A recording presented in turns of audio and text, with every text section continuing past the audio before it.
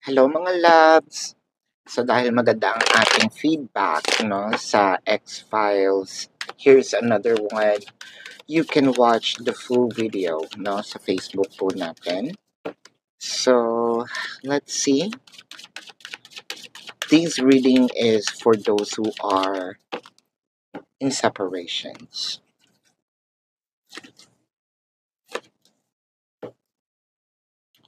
So,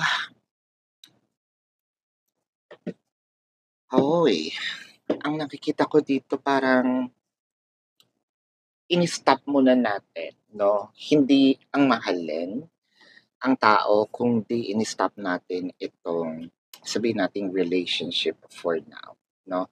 Kasi parang sabi mo na